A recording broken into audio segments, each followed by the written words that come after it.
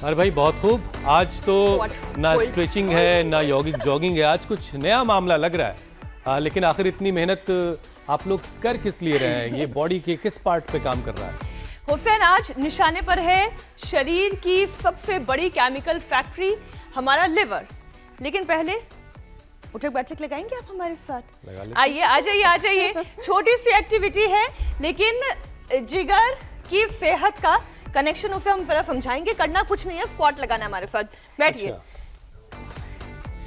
वाह, very good. ये योग वाले स्क्वाट्स हैं?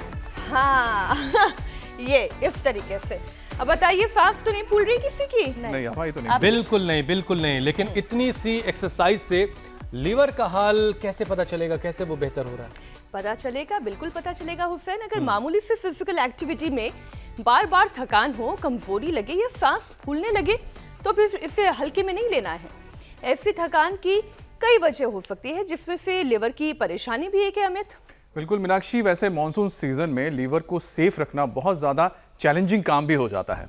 अब क्योंकि इस वक्त यानी बारिश के वक्त जगह जगह पानी भरना और इन्फेक्शन का खतरा इससे बढ़ जाता है, और इसी के साथ बढ़ता है वायरल हेपेटाइटिस के मामले। खासतौर पर हेपेटाइटिस ए और ई दूषित खाने पीने के जरिए हमारे शरीर में इसका इन्फेक्शन जाता है और लीवर पर हमला करता है। और शुरुआत में हमेशा अक्सर थकान, भूख कम लगती है, मितली आना यानी कि नौशिया, पेट दर्द या फिर हल्का बुखार भी हो सकता है। लेकिन कई बार ये पीलिया और लीवर फेलियर की वजह बन जाता है।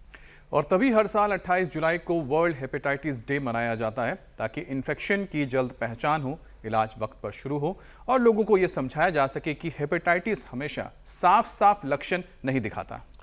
तो मॉनसून में साफ पानी, घर का खाना और वक्त पर वैक्सीन जरूरी है। और हाँ, अगर लक्षण दिखाई दे रहे हैं तो तुरंत जांच करवाना बहुत जरूरी है। बिल्कुल। तो चलिए योग गुरु स्वामी रामदेव से जानते हैं योग, प्राणायाम, सही खान पान और आयुर्वेदिक दिनचर्या से लिवर को कैसे हेल्दी रखें और वायरल हेपेटाइटिस के खतरे से भी शरीर के सुरक्षा तंत्र को कैसे मजबूत कर ले, जिससे कि चाहे हेपेटाइटिस हो, कोई और बीमारी हो, उससे हम सुरक्षित रह सकें। स्वामी जी बहुत बहुत स्वागत। प्रणाम। प्रणाम स्वामी जी। हुसैन जी, और देखो आज मेरे साथ यहाँ पर ये देखो चारों तरफ एक तो बरसात का साथ है, छत के ऊपर बरसात के साथ चारों तरफ नदियों में उफान है, मूसलाधार बारिश चल रही है पिछले 3 घंटे से। और हम यहाँ छत पर ताड़ासन, तिर्यक ताड़ासन, ये बहुत अच्छे अभ्यास है। सुबह उठ करके ये अभ्यास कर लो। थोड़ा गर्म पानी पियो, नींबू पानी पी लो, आंवले एलोवेरा का पानी पी लो, आंवला, एलोवेरा, नींबू का, त्रिफले का पानी। और यदि किसी को मिल जाए भूमि आंवला, पुनर्नवा, मकोई, शोनाक आदि का, तो फिर तो बात ही क्या है। और ये चारों तरफ इतना खूबसूरत पूरा वातावरण है, पीछे हिम और बादलों से आच्छादित पहाड़ है, और हजारों क्या लाखों क्या करोड़ों वर्ष पुराने जंगल है। और अब तो थोड़ा बहुत मनुष्य आने जाने लग गए, वो भी अभी परमिशन से आते जाते हैं। इतना ही राजाजी नेशनल पार्क का है ये पूरा, जो ये शिवालिक नगर की पहाड़ियाँ जो आप पीछे देख रहे हो, लंबे लंबे श्वासों के साथ ऐसे। और आज जो योगाभ्यास कर रहे हैं, ये अभ्यास सुबह सुबह कर लिया करें, थोड़ा जॉगिंग कर लिया करें। और जो मौसम स्वामी जी आप की तरफ है, अपने आप ही पेट में साफ हो जाएगा। मौसम अगर मिल जाए तो फिर तो कहना ही क्या है। लेकिन मुझे याद आ रहा है स्वामी जी कि इसी बारिश पे किसी ने कुछ लिखा है, बरसात तो दीवानी है क्या जाने, किस राह से बचना है, किस छत पे बरसना है क्या जाने। लेकिन बाकी लोगों को तो पता है कि किस राह पे खड़ा हुआ कौन सा गोलगप्पे वाले का माल जो है ठीक है, और बारिश के वक्त नहीं खाना है, बारिश के वक्त कैसे इन्फेक्शन वाली चीज़ों से खुद को बचाना है, क्योंकि इसकी वजह से बहुत सारा केमिकल लोचा शरीर के अंदर होता है। अब देखिए स्वामी जी, हेपेटाइटिस कई बार लंबे वक्त तक चुपचाप शरीर में घर बनाकर अपना पड़ा रहता है, लेकिन लगातार थकान, भूख का कम लगना, मितली का आना, पेट के दाहिने तरफ ऊपर के हिस्से में दर्द सा महसूस होना, पेशाब का रंग बदल जाना, उसका गहरा हो जाना और आंखों में पीलापन, इसके संकेत हैं, लक्षण हैं। और लोग इन लक्षणों को वक्त रहते स्वामी जी कैसे पहचाने, क्या जांच कब करवा लेनी चाहिए, और स्वामी जी हल्की स्ट्रेचिंग के साथ ज़रा सा बचाव के पूरे तरीके लोगों को बताइए। चलो उठे लेना। तो देखो, एक तो ये पावर योग वाला सेशन तो रोज करवाते हैं, एक तो ये भुजंगासन सामान्य मध्यम या तीव्र गति से अपनी शक्ति के अनुसार ऐसे ऐसे होले होले। और देखो, जब भूख कम लगने लगे, देखो एक विचित्र बात है, हमको इतनी भूख लगती है, हम यदि मजाक नहीं कर रहे, 2 किलो 5 किलो राशन भी पेल ले तो भी हजम कर सकते। कितना? 2 3 किलो 5 किलो भी। हमने 2 किलो दही और 2 लीटर दूध पिया हुआ है एक बार में। 5 किलो तो हमारे साथ एक सदानंद था, वो खाता था, लेकिन खा के फिर दिन भर सोता रहता था, तो वो एक अलग कहानी है। लेकिन हम थोड़ा खाते हैं। कितना खाते? नपातुला संतुलित आहार लेते हैं ऐसे। और फिर यदि ऐसे हो जाए तो और अच्छी बात है। जब भूख कम हो जाए, खाया पिया हजम ना हो, बहुत लोग खाते पीते तो बहुत है, हजम ही नहीं होता, खा पी करके भी ताकत नहीं है, खा पी करके भी हीमोग्लोबिन नहीं बढ़ रहा है, खा पी करके भी इम्यूनिटी कमजोर है। ये नहीं होना चाहिए। तो एक तो भूख कड़ाके की लगनी चाहिए। हाँ, ये तो थोड़ा सा कठिन हो जाता है, लेकिन अभ्यास से तो हम तो ऐसे टनाटन करते हैं, यूं ऐसे ऐसे। इतना भी ना हो तो कम से कम भुजंगासन और ये मिश्रदन, ये और ऐसे ऐसे और यूं ऐसे। तो भूख कड़ाके की लगनी चाहिए। खाने के बाद गैस कब्ज नहीं होनी चाहिए। खाने के बाद एसिडिटी नहीं होनी चाहिए, पायस फिसर फिस्टुला नहीं होना चाहिए, हीमोग्लोबिन कम नहीं रहना चाहिए। चलो ऐसे होले होले करो, यही कर लो। कुछ तो कर रहे, कुछ तो हमारी तरफ खाली देख ही रहे हैं। चलो ऐसे पूरा करो धीरे धीरे, तो गैस ना बने, एसिडिटी ना हो, कब्ज ना हो, कोलाइटिस ना हो। बहुतों की आंतें कमज़ोर हो जाती हैं, अंदर इन्फेक्शन बढ़ जाता है आंतों में, इरिटेबल बाउल सिंड्रोम, कोलाइटिस, आंव संग्रहणी। खाली पेट वैसे कोलोग्रिट और खाने के बाद कुटजारिश कुटज घनबटी लेने से इसकी निवृत्ति हो जाती है। घी दूध और मीठा बंद कर देते हैं हम, जिनको संग्रहणी होती है, जिनको बहुत ज़्यादा कब्ज रहती है, उनके भारी पदार्थ बंद कर देते हैं। बहुत ज़्यादा हैवी गरिष्ठ भोजन उनको नहीं लेना होता है, कब्ज वालों को चबा चबा करके। और आजकल तो अभी नाशपाती आ गए, नाशपाती, बग्गू गोसा, अनार, पपीता, सेब और आम भी अच्छा रहता है। जिनके कब्ज है उनको थोड़ी थोड़ी मात्रा में चबा चबा करके स्वाद ले करके खाएं। जितना चबा के खाएंगे कम खाया जाएगा और हजम हो जाएगा। गैस कब्ज एसिडिटी की कोई समस्या नहीं होगी। हाँ, फिर आंखें पीली पीली होने लगे तो अनार, गाजर, चुकंदर, अनार, गाजर, चुकंदर, थोड़ा सा उसमें ड्रैगन फ्रूट, और उसमें भी ड्रैगन फ्रूट आजकल बहुत अच्छी क्वालिटी के आने लग गए, हमारे यहाँ तो रेड वाला है, और वो पेट भी बढ़िया साफ करता है और हीमोग्लोबिन भी बढ़ाता है। उसमें थोड़ा सा सेव या जैसे मैंने कहा नाशपाती और मिला लें, ज़बरदस्त हीमोग्लोबिन बढ़ जाएगा। और यदि लीवर बहुत ही ज़्यादा कंडम हो चुका है, कहते हैं ना, लीवर का भट्ठा ही बैठ गया, तो भूमि आंवला, पुनर्नवा, मकोई और भूमि आंवला, पुनर्नवा, मकोई आदि ताज़ा जड़ी बूटियाँ सबको मिल नहीं पाती, उनके लिए हमने फिर ये प्रबंध कर दिया, सर्वकल्प और कायाकल्प का काढ़ा।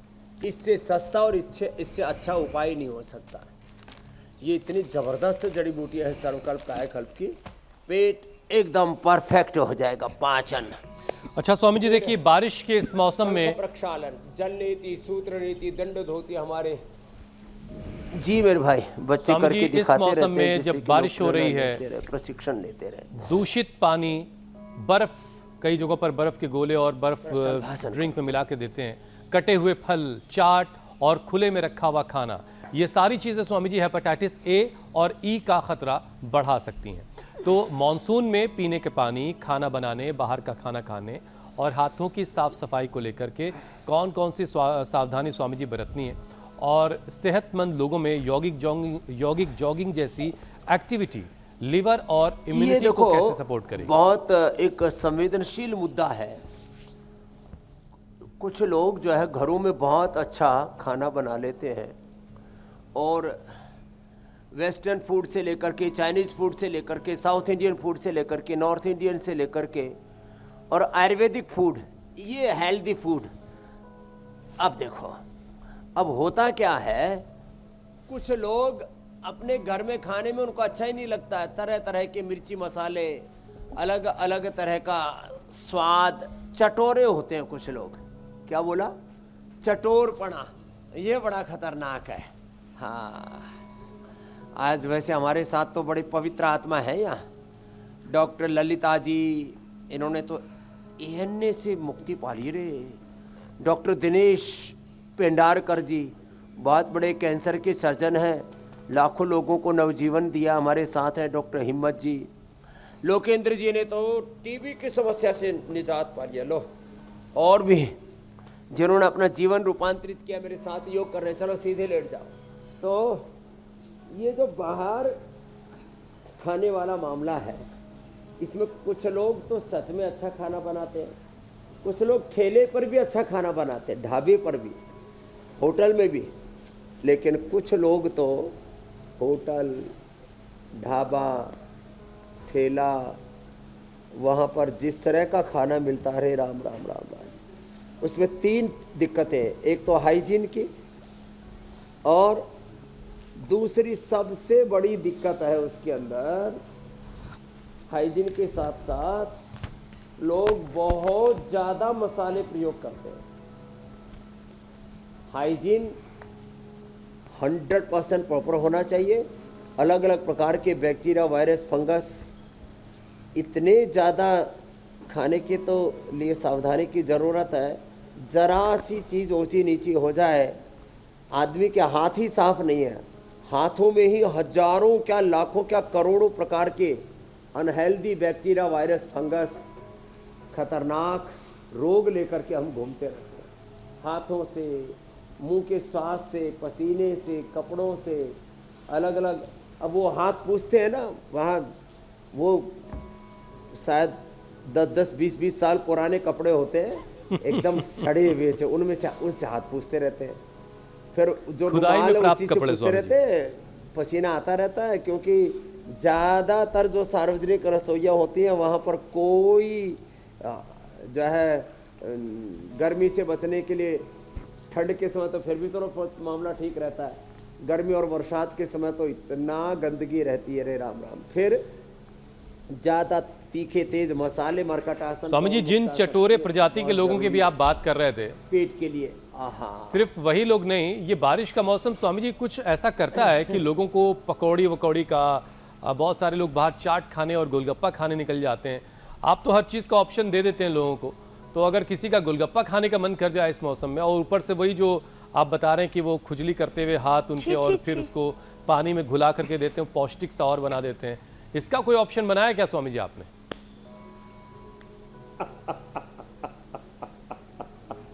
तो अभी एक लगता है पतंजलि ढाबा खोलना बाकी रह गया।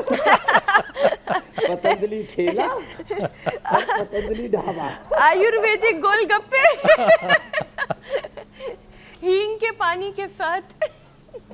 आयुर्वेदिक गोलगप्पे मेड बाय मीनाक्षी जी। लो, तुम्हारा एक नया वेंचर।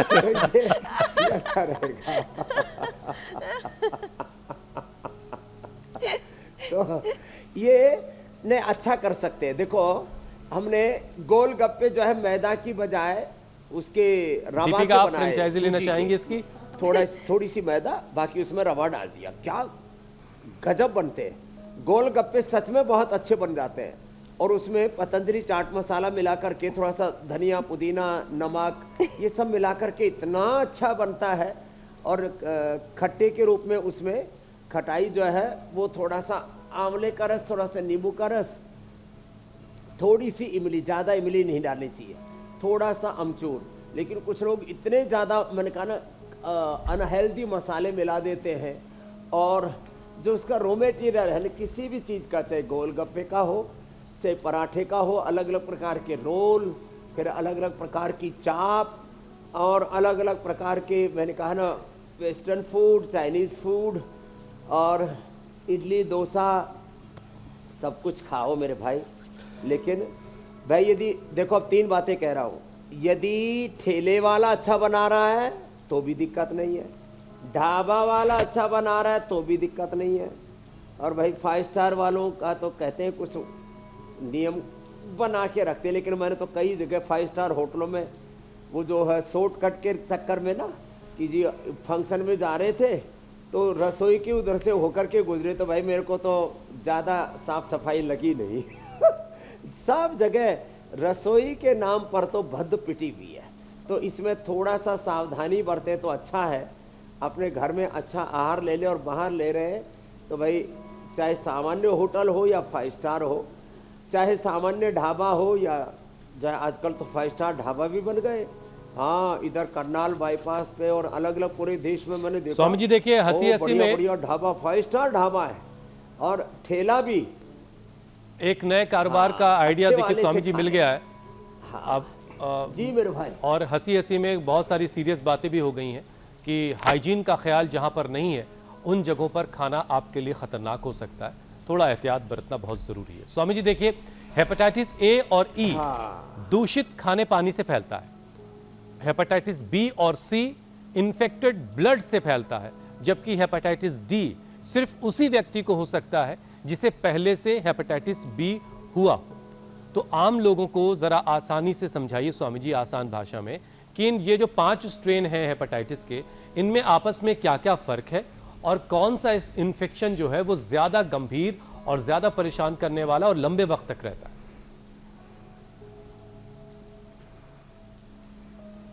ये हेपेटाइटिस बी जो है ना, ये सबसे ज़्यादा खतरनाक है। इसलिए, और फिर एक चीज़ गलत फहमी भी है कि भाई एक बार हो गया तो फिर मिटेगा नहीं, रिवर्स नहीं है। ये सामान्य रूप से एलोपैथी में तो इसकी कोई दवाई है नहीं। हम यहाँ देखो लिवोग्रिड रखा है हमारे सिरहाने, लिवोग्रिड और सर्वकल्प कायाकल्प का काढ़ा रखा है। सर्वकल्प कायाकल्प का तो काढ़ा पिलाते हैं, और लिवोग्रिड खाली पेट खिलाते हैं लिवामृत खाने के बाद। और मैंने देखा गोधन अर्क के अनुपान से लेने से ज़्यादा असर होता है।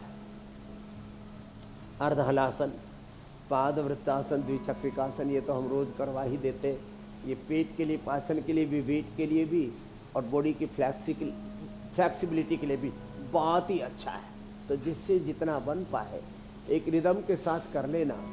तो पहली बात तो ये है कि इस बात का ध्यान रखें, खास करके जो मेडिकल पेशेवर हैं वो इसका ध्यान रखते ही हैं। फिर भी कभी कभी भूल हो जाने से, किसी कारण से, किसी सर्जरी के वक्त या किसी एक्सीडेंट के बाद यदि आपको ब्लड लेना पड़ता है तो वो संक्रमित ब्लड ना हो, इसकी टेस्टिंग यद्यपि होती है, लेकिन कहीं कहीं लापरवाही तो कर ही देते हैं। या आजकल तो वैसे ये बहुत हो गया, पहले तो सुइयाँ उनको स्टरलाइज करके और फिर लगाई जाती थी, तो उससे होने की संभावना रहती थी। तो हर आदमी को नई सुई लगती है। तो अरे हेपेटाइटिस तो फिर भी चलो रिवर्सेबल है इसका। ये जो एक HIV है ना, वो तो बहुत ही खतरनाक है, वो भी संक्रामक रोग है। तो ये हेपेटाइटिस ये जेनेटिकली भी होता है, ये भी हम आपको बता दें। जितने भी रोग है ना, वो टीबी से लेकर के, हेपेटाइटिस से लेकर के, कैंसर से लेकर के, हमारे शरीर में उसके सूक्ष्म अंश रह जाते हैं। संक्रामक रोग है, लेकिन सारे ही बीमारियां जेनेटिक हैं। कल एक बच्चा मिला मेरे से, नाम उसका विशाल, थोड़ा संकोच कर रहा था, 195 किलो। मैंने बेटा तो इतना मोटा कैसे हो गया? और उम्र थोड़ी सी 20 के आसपास। बोला परिवार में स्वामी जी सभी मोटे, हमारे जीन्स ही ऐसे हैं, हमारा बीज ही ऐसा, हमारा कुल खानदान ही ऐसा है। 195 किलो का बच्चा अब बोल रहा था कि यहाँ से 100 किलो का होकर के जाना है, और उसने हमसे प्रॉमिस भी किया, तो मुझे लगता है वो हो ही जाएगा। तो ये पवन मुक्तासन, उत्तान पादासन थोड़ा लंबा करवाते। तो मैं कह रहा था हेपेटाइटिस बी सबसे जिद्दी है, हेपेटाइटिस ए, हेपेटाइटिस सी। और मैंने तो एक ऐसा व्यक्ति देखा, और बड़ा पुलिस ऑफिसर है, मध्य प्रदेश से मेरे पास आया था, इसमें नाम उसका स्मरण नहीं आ रहा, मैंने इंडिया टीवी पर भी उनको दिखाया था। Hepatitis A B C, doctor साहब आपने भी ऐसे रोग की कमी देखे होंगे, तीनों एक साथ देने सी। हेपेटाइटिस ए बी, इधर आ जाओ डॉक्टर साहब, ये बहुत बड़े कैंसर के सर्जन है, अभिनंदन है। और देखो इस उम्र में कितने फिट है। हेपेटाइटिस ए बी डॉक्टर साहब, बी बी सी बी, तीनों एक साथ। तो भाई एक तो संक्रमण से बचें, दूसरा गंदगी से बचें, और तीसरा जिनका भी पाचन कमजोर है उनको कहीं से भी ऐसे ही ये लग जाएगा, hepatitis A B, hepatitis C B, और हेपेटाइटिस बी भी बढ़ जाएगा जरूर। तो सभी प्रकार की स्वच्छता, हाइजीन का, हमारे यहाँ शुचिता को धर्म से जोड़ा गया। हमारे यहाँ पवित्रता को किससे जोड़ा गया है? धर्म से। पवित्रता पूजा पाठ में ही नहीं, मंदिर में ही नहीं, अपने जीवन में शुचिता, योग में भी अहिंसा, सत्य, स्तेय, ब्रह्मचर्य, अपरिग्रह, यमः, शौच, संतोष, तप, स्वाध्याय, स्वप्नदानानि नियम। यम नियम, आसन, प्राणायाम, प्रत्याहार, धारणा, ध्यान, समाधि। और हम यहाँ शुद्धिकरण के लिए तो पंचकर्म षटकर्म करवाते हैं। तो स्वच्छता का ध्यान रखें। स्वच्छता ही स्वस्थता है, स्वच्छता ही स्वस्थता का मूल आधार है। और फिर अपनी इम्यूनिटी अच्छा बनाए रखने के लिए नेचुरल फूड, मैं तो कह रहा हूँ भाई, ये जहरीली खेती, जहरीली शिक्षा, जहरीली चिकित्सा, जहरीली राजनीति, जहरीली सियासत, और ये जहरीला पूरा वातावरण समाज में बनाना है। सामाजिक तौर पर, मजहबी तौर पर, कुछ सियासी लोग, कुछ मजहबी लोग, कुछ बौद्धिक रूप से उद्दंड लोग, अपरिपक्व लोग,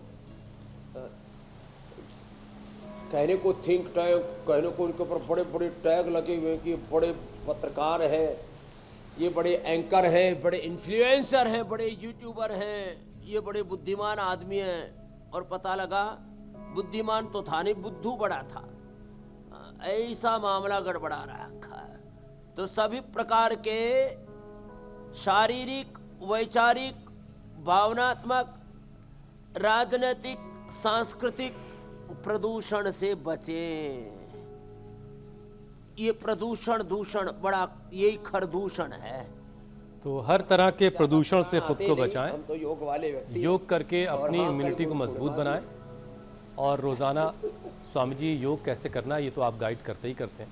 अच्छा स्वामी जी, देखिए वायरल हेपेटाइटिस में कई बार मरीज की हालत अचानक से बिगड़ जाती है, गंभीर हो जाती है। अब बहुत ज़्यादा नींद का आना, उलझन, पेट फूलना, कई बार खून का आ जाना, लगातार उल्टी या फिर तेज़ कमज़ोरी, इस तरह के लक्षण बहुत से लोगों में दिखते हैं। तो ऐसे संकेतों पर घर पर ही इलाज कर लेना चाहिए या तुरंत डॉक्टर से संपर्क करने की ज़रूरत है? बुखार, उल्टी, पीलिया या फिर ज़्यादा कमज़ोरी ना डॉक्टर की सलाह लेनी चाहिए, मेडिकली तौर पर उनको सारी टेस्टिंग करानी चाहिए। जो आंशिक रूप से मॉडर्न मेडिकल साइंस में जो सिम्टोमेटिक उपचार है उनको भी ले सकते हैं। दो तरह के उपचार है, एक सिस्टेमिक उपचार, एक सिम्टोमेटिक उपचार है। एक जिस कारण से रोग हो रहा है उस कारण का निवारण करना, और फिर जो अलग अलग प्रकार के सिम्टम्स हैं उसको तो तात्कालिक रूप से उनसे तो भरना ही पड़ेगा। तो मंडूकासन, योग मुद्रासन, अर्धमत्स्येंद्रासन, वक्रासन, भूमुखासन, सुप्त वज्रासन, सप्त पद्मासन, उष्ट्रासन, सब एक प्रवाह से किए जा रहे हैं। और ये बताना चाहते हैं कि जब ये चेहरे पर, पैरों में और पूरे शरीर पर ही सूजन बढ़ जाए, इन्फ्लेमेशन बढ़ जाए, अंदर किसी किसी के तो पेट में 5-5 किलो तक पानी बढ़ जाता है साहब हुसैन जी, 5 लीटर पानी निकालना पड़ता है। ऐसे पेट पूरा ढोलकी की तरह हो जाता है, जैसे किसी ने मतलब पहले जैसे वो मसंड में पानी भरते थे ना, ऐसे पूरा ऐसे हो जाता पूरा धोकरी के, जैसे लोहार की धोकरी जैसे होती है ना, उसमें हवा भर जाती है। ऐसे जैसे पहले लाव चलाते थे खेत उसमें कुएं पर, उस तरह से वो भर जाता था पानी का, जो पूरा भरते थे ऐसे। अब पानी निकालते फिर पानी भर जाता है। तो मीठा, नमक और भी जितने भी अनहेल्दी खाने पीने की चीज़ें उनसे बचाते हैं। और हम उनको एलोपैथी में तो शरीर से पानी को निकालने के लिए अलग प्रकार की दवाएं दी जाती हैं। हम गोखरू देते हैं, जौ का आटा खिलाते हैं, पुनर्नवा का काढ़ा पिलाते हैं और नमक की मात्रा कम कर देते हैं। नमक और चीनी कुछ दिन के लिए तो बंद ही कर देते हैं जब ज़्यादा पानी की मात्रा बढ़ जाती है, और फिर वो दोबारा ना बढ़े उसके लिए आहार को पूरा नियंत्रित कर देते हैं। अनार देते हैं, पपीता देते हैं, सेब देते हैं, अंकुरित देते हैं थोड़ी मात्रा में, और उबली हुई शाक सब्जियां देते हैं। स्वामी जी, तो बहुत ज़्यादा संयमित होना पड़ता है, नहीं तो मैंने देखा किसी को तो 24 घंटे में लीवर फेल हुआ और बच्चा मर गया, मल्टीपल ऑर्गन फेलियर हो जाता है और कोलैप्स हो जाते हैं 24 घंटे 48 घंटे के अंदर, इतना भयंकर इन्फेक्शन बढ़ जाता है। लेकिन ये एक बात कह करके मैंने तो 1 करोड़ तक बढ़े हुए वायरस लोड को हेपेटाइटिस में उसको ठीक किया है योग आयुर्वेद से भी। बस थोड़ा सा उसमें सावधानी ज़्यादा रखनी पड़ती है। जी मेरी बहन, मैं ये पूछ रही थी स्वामी जी, जब आप ये कहते हैं कि पेट में पानी भरने की परेशानी, तो क्या ये ब्लोटिंग से अलग कोई एक बीमारी है कि पेट में पानी इतना भर जाता है? मैं अगला विषय लूँ, हेपेटाइटिस बी और सी की बात करूँ, लेकिन ये जो पेट में ब्लोटिंग की प्रॉब्लम है ये क्यों हो जाती है? पेट का अचानक से फूल जाना, कुछ का खाने के बाद फूलता है, किसी का बिना खाना खाए ही फूल जाता है। किसी चीज़ से एलर्जी हो जाती है, हाँ जी, हाँ, किसी का खाली पेट फूल जाता है, किसी की खाली पेट गैस बनती है, किसी को खाली पेट एसिडिटी बनती है, किसी को खाने के बाद गैस एसिडिटी बनती है। मूल बात है हमारा आमाशय, हमारा पक्वाशय, हमारी आंतें और हमारा लीवर। ये जो है ना, वैसे तो पाचन मुंह से ही शुरू हो जाता है। कुछ लोगों को ऐसा लगता है भोजन पेट में जाके पचता है। मुंह से जितना सलाइवा लार अच्छी निकलेंगी उतना मुंह पाचन अच्छा होगा। फिर हमारा जो फूड पाइप है उसमें ऊपर कहते हैं आमाशय, उसके नीचे है पक्वाशय, फूड पाइप का ऊपर वाला जो हिस्सा है। फिर उसके नीचे है फिर हमारी छोटी आंत, उसके नीचे बड़ी आंत, उसके साइड में फिर जो भी हमारी आंतों से और सबसे अवशोषित होकर के जो शरीर के लिए पोषक पदार्थ हैं, सारे विटामिन से न्यूट्रिशंस, वो फिर लीवर से पूरी बॉडी में सप्लाई होते हैं। तो ये जो सबसे बड़ा कोई हमारे शरीर के अंदर अंग का हो या कोई सबसे बड़ा वाइटल ऑर्गन के साथ साथ पूरे शरीर का सबसे बड़ा तंत्र का हो, एक तो चमड़ी तो पूरे शरीर पर ढकी हुई है, वो तो इस रूप में त्वचा बड़ी है। रीढ़ की हड्डी के 33 के 33 मणके हैं, वो भी काफ़ी बड़े हैं नीचे से नस से शुरू होकर के और सिर तक उनका असर होता है। लेकिन उनकी ऐसे खाने पीने में और हजम करने में ज़्यादा उसकी भूमिका नहीं होती है। वो शरीर को थाम के रखते हैं। रीढ़ की हड्डी मजबूत रहेगी तो ज़िंदगी ठीक से चलती रहेगी। लेकिन जो आंतें हैं ना, माने मुंह से लेकर के और फिर आमाशय, पक्वाशय, आंतें, लीवर, ये सबसे बड़ा हिस्सा है। और इससे ये शरीर का एक तरह से इंजन है। ये फिजिकल बॉडी का ड्राइविंग फोर्स यहाँ है। बाकी तो हमारे लाइफ का ड्राइविंग फोर्स तो हमारा मस्तिष्क, हमारी प्रज्ञा, हमारी मेधा, हमारे जो विचार, हमारे भावनाएं, हमारे इमोशंस होते हैं। तो ये अपने पाचन तंत्र को अच्छा रखना ठीक जरूरी है, नहीं तो ब्लोटिंग भी होगी, गैस एसिडिटी भी बनेगी, फिर ये हेपेटाइटिस ए बी सी भी परेशान करेगा, इतनी ज़्यादा कमजोरी आ जाएगी और पता लगा कि किसी दिन इतना ज़्यादा अंदर से आक्रमण हुआ बीमारी का कि कोलैप्स ही हो गया पूरा शरीर। ऐसी नौबत ना आए, इसके लिए जब भी कोई बीमारी हो तो उसको इनिशियल लेवल पर ही पहचान करके उसको खदेड़ दें, हटा दें, मिटा दें। जी बेटा। स्वामी जी, हेपेटाइटिस बी और सी लंबे वक्त तक अगर ये बना रहे शरीर में तो लीवर में फाइब्रोसिस और सिरोसिस और कैंसर का खतरा भी हो सकता है। तो ऐसे मरीजों के लिए दवा का वक्त पर लेना, उसका वायरल लोड की जांच का होना, अल्ट्रासाउंड और लीवर कैंसर की जो रेगुलर स्क्रीनिंग है वो कितनी ज़रूरी है?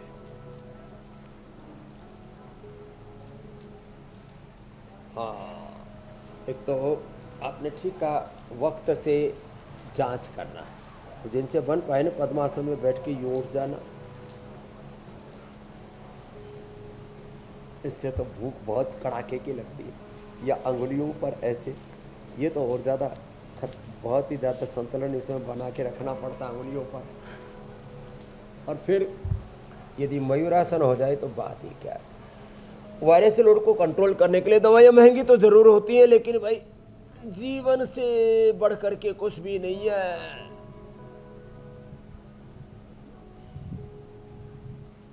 7 से 10 करोड़ लोगों के बीच में लोगों को हेपेटाइटिस है। डॉक्टर सरीन बहुत बड़े डॉक्टर हैं एशिया के, लीवर के और पेट के।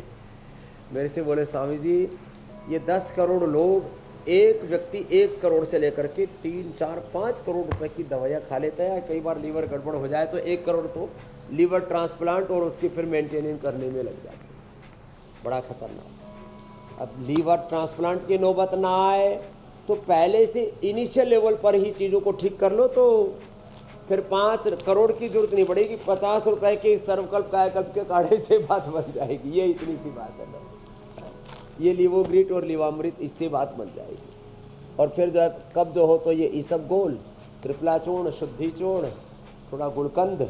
लेकिन शुगर वाले गुलकंद मत खाना, शुगर वाले मीठी चीज़ के ऊपर टूट के पड़ते हैं। क्या उनके भीतर तलब सी उठती है।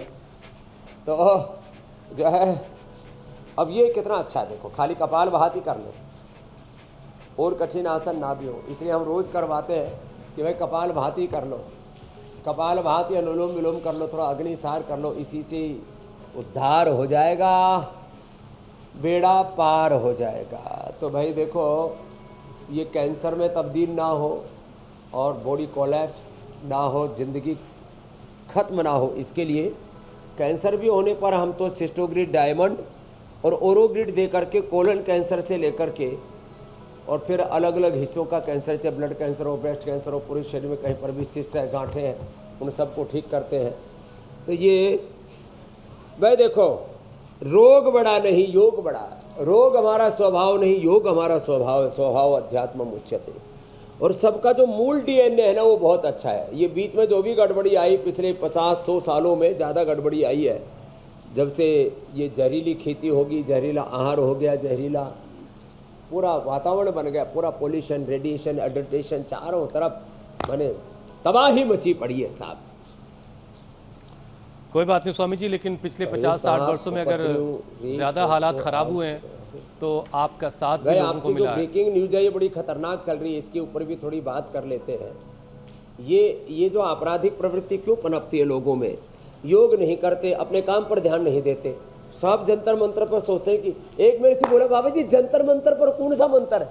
अरे मैंने कहा नाम है जंतर मंतर, वहाँ जो हो रहा है वो जंतर मंतर नहीं है, वहाँ तो गाली गलौज हो रहा था।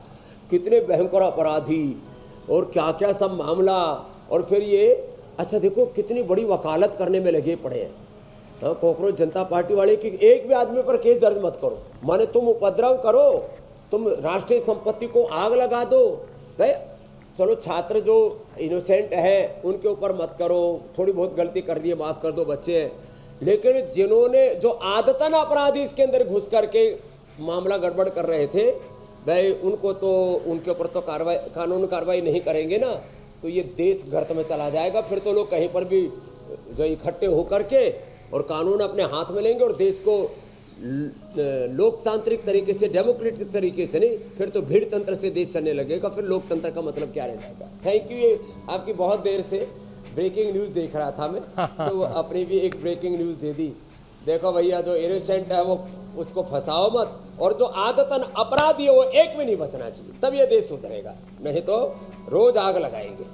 चलो आगे और बढ़ते हैं। बचनी तो बीमारियां भी नहीं चाहिए स्वामी जी, मोटापा भी बड़ा मुश्किल कर रहा आगे है। चलेगा। मोटापा, पेट की चर्बी, diabetes, insulin resistance, high triglyceride और कम चलना फिरना, यानी बहुत कम हाँ, एक्टिविटी, ये बड़ी गड़बड़ ये सारी चीजें फैटी लिवर की वजह बन सकते तो हैं। गड़बड़ होता है, ये ठीक है। तो स्वामी जी, फैटी लिवर को ठीक करने के लिए, कम करने के लिए वजन, खानपान और रोजाना की एक्टिविटी का ऐसा कौन सा प्रैक्टिकल प्लान लोगों को अपनाना चाहिए जिससे लोग आसानी से शुरुआत भी कर लें और लंबे वक्त तक उस प्रैक्टिस को अपनी लाइफ में शामिल भी कर रख पाएं?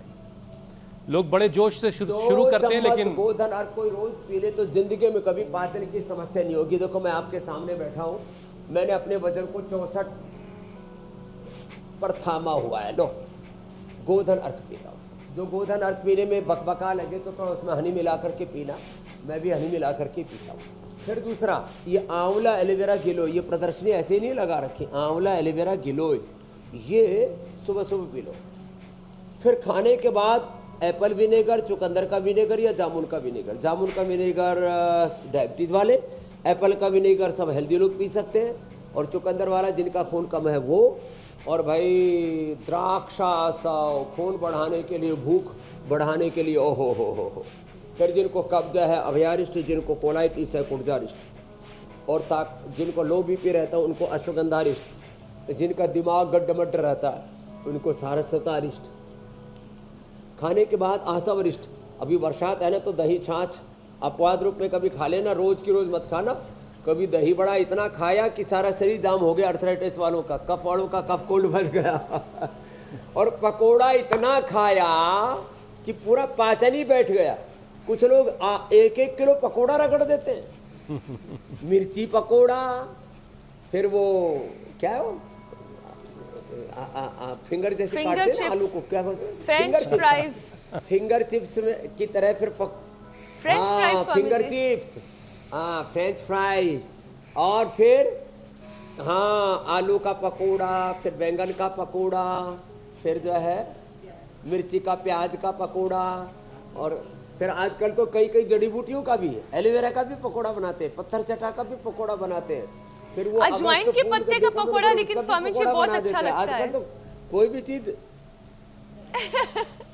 हाँ, और कुछ तो पूरा मुर्गा का ही पकोड़ा बना देते हैं, मुर्गा तल देते हैं। एक बार मैंने देखा, मैंने कहा ये कौन सा पकोड़ा है, और उसमें बांस आ रही, बोले बाबा जी मुर्गा का पकोड़ा है, इतना बड़ा सा, और कुछ तो एक आदमी एक पूरा रगड़ देता है उसको।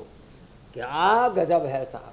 हर चीज में संयम रखो, और ज़्यादा से ज़्यादा शाकाहारी बनो, वेगन बनो, और वह जो मांसाहारी है फिर उनके ऊपर कोई टिक्का टिप्पणी नहीं, कभी हम कोई पकड़ के ना तलते। खाने का अधिकार, जीने का अधिकार, मेरी जिंदगी और मेरा सेक्स, मेरा क्या लिंग अपना अपना। बहुत मामला गड़बड़ है आजकल। My life my rule. जी अरे तो दूसरी तरफ चलेगा। लेकिन स्वामी जी, आयुर्वेदिक गोलगप्पे का रास्ता तो खुल गया है। अब इस मौसम में किसी को आयुर्वेदिक गोलगप्पा खाना है तो मीनाक्षी से संपर्क करें। पावर्ड बाय स्वामी जी, और ट्रेडिंग पार्टनर अमित पाले, दीपिका यादव और हुसैन रिजवी।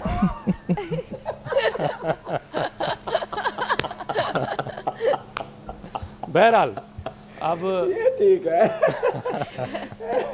स्वामी जी, लीवर जो है ये पित्त बनाने का काम करता है। Health partner India TV. हाँ, ये तो करना पड़ेगा। स्वामी जी, लीवर जो है वो पित्त बनाने का काम करता है। खाने से मिला हुआ जो पोषक तत्व है उसको प्रोसेस करता है, और शरीर से जो हानिकारक पदार्थ है उनको बाहर निकालने में भी मदद करता है। लिवर फंक्शन अफेक्ट होने पर भूख कम लगने लगती है, मितली का आना, पेट फूलना, पाचन से जुड़ी अलग अलग तरह की दिक्कतें होने लगती हैं। तो ज़रा पाचन को बेहतर रखने के लिए जो खाने पीने का जो सही तरीक़ा है, उसका सही वक्त, उसकी सही मात्रा, और क्या क्या परहेज़ करना चाहिए। और कई बार जो आपने ये छोटी सी बात है, सुबह जिनका भी पाचन कमज़ोर है उनको फल ही खाने चाहिए। सर्वकल्प, कायाकल्प आदि काढ़ा पी लो, और Livogrit juice P low, him juice P low, जो अभी बता रहे। जिनका भी पाचन कमज़ोर है उनको केवल अनार खाना चाहिए सुबह से। और भाई थोड़ा सा उसको स्वादिष्ट बनाना हो तो थोड़ा सा दही डाल सकते हो उसमें, 50-100 ग्राम बस। ओहो, अप्रतिम। फिर अनार, और एक मिक्स फ्रूट लेने हो तो उसमें थोड़ा अनार, थोड़ा पपीता, थोड़ा सेव, थोड़ा बग्गूगोसा, नाशपाती आदि ऐसा ले सकते हैं। फिर दूसरा हेल्दी विकल्प है, सुबह सुबह आप वेजिटेबल जूस, लौकी, पेठा आदि, देखो इधर कितना बढ़िया पेठा लगा पड़ा है, लौकी, वेजिटेबल जूस या फ्रूट जूस वो भी ले सकते हैं, जैसे पाइनएप्पल। ओहो, नॉर्थ ईस्ट का जो पाइनएप्पल है ना, उसमें भी जो पीला वाला और छोटे वाला है, इतना स्वादिष्ट बहुत है। मीठा होता है असम स्वामी से, जी। नॉर्थ ईस्ट से आता है ना, अप्रतिम है। फिर हाँ, और खाने में सबसे पहले थोड़ा सा सलाद, जैसे हर मौसम में खीरा तो मिल ही जाता है, खीरा, टमाटर, गाजर, और उसके साथ फिर जो उपलब्ध हो थोड़ा उसमें थोड़ी सी प्याज भी, प्याज पाचन के लिए बड़ी अच्छी होती है, थोड़ी मात्रा में, अति सर्वत्र बन गई। तो जो प्याज आदि ना खाते हो तो बाकी चीज़ें, अनार आदि और सब चीज़ें उसमें ले लें, और थोड़ा अंकुरित। फिर सब्जियां ज़्यादा खानी चाहिए, मिलेट्स, और वो भी रोटी चबा चबा करके खाएं। अंत में थोड़ा मिष्टान्न ले सकते हैं, और वो भी गुड़ शक्कर का बना हुआ, नहीं तो अपना ड्राई फ्रूट्स उसमें अंजीर, गुड़, खजूर आदि डाल करके, चीनी ना खाएं। तो अंत में पाचन के लिए मीठा जो है वो फिर हमारे जो करीब 2 किलो हेल्दी बैक्टीरिया होते हैं पेट के अंदर, कितने 2 किलो अच्छे वाले गट बैक्टीरिया होते हैं, वो उससे सुरक्षित रहते हैं उसमें। इसलिए थोड़ा सा भोजन में दही, थोड़ा सा मीठा, और जो अंदर की लेयर है उसको ठीक रखने के लिए चिकनाई। चिकनाई तो सुबह सुबह 1 चम्मच गाय का घी ले लो, कब्ज आदि होगा ही नहीं, और जो है हाथों की जो अंदर के चारों तरफ की जो लेयर है ना पेट की, स्टोमक की, वो सब उससे बराबर बढ़िया बनी रहेगी। इतनी सी बातों का ध्यान रखें। खाने के बाद वज्रासन में बैठ जाएं, दोपहर का आहार पूरा लिया करें, सुबह का हल्का, रात का भी हल्का, और 7 बजे के पहले पहले ले लिया करें, सूर्यास्त से पहले लेना। आजकल तो सूर्यास्त 7:30 बजे के करीब होता है, 7 बजे के करीब। तो ये सबसे अच्छा है, इसको फॉलो करेंगे तो 100 साल तक हेल्दी लाइफ की गारंटी है हमारी। स्वामी जी, इससे पहले कि समय जो है वो खत्म हो, जल्दी से जरा अनुलोम विलोम और प्राणायाम के कुछ और अभ्यास कर लेते हैं। और स्वामी जी, अनुलोम प्राणायाम में वो कौन से अभ्यास हैं जो खास तौर से लीवर को फायदा पहुंचाते हैं? हाथों के लिए, पेट के लिए कपालभाति, लीवर के लिए, और एक अग्निसार। ये अग्निसार क्रिया है। और फिर देखो, इसके साथ साथ बाह्य प्राणायाम कोई कर लेना, श्वास बाहर छोड़ के मूल बंद, ध्यान बंद लगा ले, आधा मिनट तक कोई लगा ले, ओहो, तो ऊर्ध्वरीता बन जाता है। ये